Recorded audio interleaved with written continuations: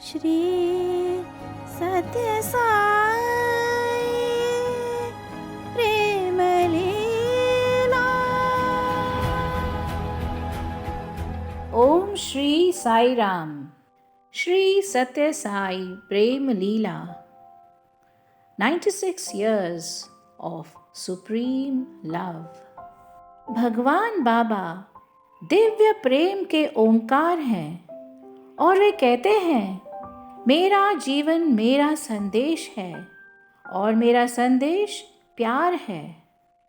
बाबा प्रेम का चमत्कार हैं।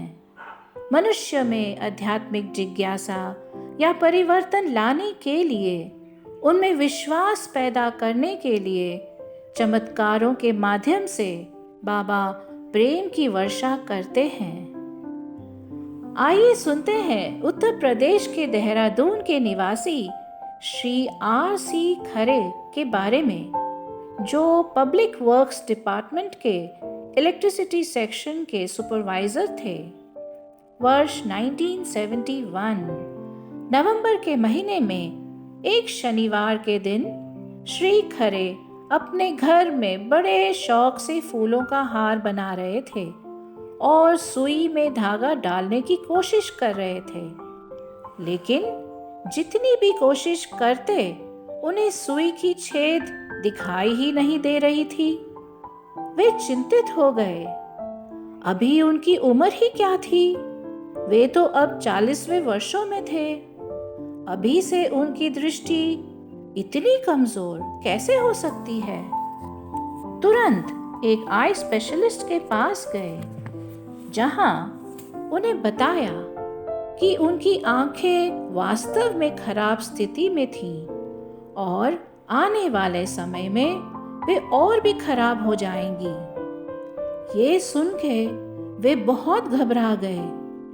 एक दूसरे स्पेशलिस्ट को दिखाया, जिसने और भी बुरी खबर दे दी कि अगले एक सप्ताह के होते ही उनकी दृष्टि पूरी तरह से चली जाएगी। और ऐसा ही हुआ। कुछ दिनों में वह अंधे हो गए।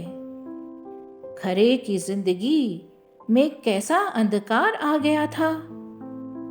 फिर लखनऊ क्षेत्र के सीतापुर डिस्ट्रिक्ट में एक प्रसिद्ध आई हॉस्पिटल में भर्ती हो गए, जहां 76 डेज 74 दिनों तक सबसे अच्छे स्पेशलिस्ट्स ने उनकी आंखों का इलाज करने का प्रयास किया, लेकिन उनकी उतनी ही दृष्टि प्राप्त हुई कि वह 10 फुट की दूरी तक ही देख सकते, परंतु किसी को पहचान नहीं सकते थे। डॉक्टरों ने उन्हें बताया कि वह उनसे जितना इलाज हो सकता था उन्होंने किया और फिर खरे को अस्पताल से छुट्टी दे दी। बेचारे श्री खरे इतनी उम्मीद कर रहे थे कि जैसे जैसे दिन बीतेंगे तो उनकी आंखें भी ठीक हो जाएंगी, लेकिन उनकी दृष्टि में कोई सुधार नहीं हुआ, बल्कि उनकी दृष्टि और बिगड़ गई और 2 सप्ताह के अंत होने तक खरे फिर से पूरी तरह से अंधे हो गए। अब वे मायूस और उदास हो गए। कुछ उम्मीद लेकर वे फिर सीतापुर अस्पताल इलाज के लिए गए, लेकिन अस्पताल के इस दूसरे दौर पर उनकी दृष्टि में थोड़ा सा भी सुधार नहीं हुआ। स्पेशलिस्ट ने उन्हें बताया कि वे इलाज देने में असफल हैं। श्री खरे अब बिना दृष्टि के, उनकी दुनिया तो अब उजड़ ही गई। कैसे जिएंगे वे अब? क्या पूरी जिंदगी अंधे रहेंगे? क्या होगा उनका? कौन उनकी मदद करेगा? श्री खरे ने अपनी बेटी मधु से भगवान श्री सत्यसाई बाबा और उनके दिव्य चमत्कारों के बारे में सुना तो था, लेकिन उनको ये बाबा, ये चमत्कार, इन सब में कोई दिलचस्पी नहीं थी। भगवान बाबा ने बैंगलोर के व्हाइटफील्ड के वृंदावन आश्रम में भारतीय संस्कृति और आध्यात्मिकता पर समर कोर्सेज की श्रृंखला शुरू की थी, जहां पूरे भारत के कुछ कॉलेज के छात्रों को प्रवेश मिलता था। और वर्ष 1972 में स्वामी ने मुख्य रूप से वेद और उपनिषद पर पाठ्यक्रम का आयोजन किया था। श्री खरे की बेटी मधु, उसने इस समर कोर्स में शामिल होने के लिए अर्जी दी थी, जो वृंदावन में कुछ महीनों के बाद शुरू होने वाला था। जब दृष्टि खोए हुए और दुखी श्री खरे सीतापुर अस्पताल की दूसरी असफल यात्रा से घर लौटे, तो कुछ ही समय में मधु को वृंदावन से उसकी अर्जी की स्वीकृति मिली। पूरे उत्तर प्रदेश से इस समर कोर्स में प्रवेश पाने वाली मधु ही एकमात्र छात्रा थी। 1972 के मई के महीने में मधु समर कोर्स के लिए वृंदावन पहुंची। वहां एक दिन जब वे अन्य छात्रों के साथ नाश्ता कर रही थी, तो भगवान बाबा उसके पास आए और कहा, तुम्हें अपने पिता की स्थिति के बारे में चिंता हो रही है।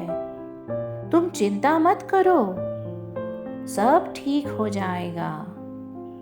बाबा के कहे हुए करुणा भरे कोमल शब्द मधु के दिल को छू गए। आंखों में आंसू भर आए।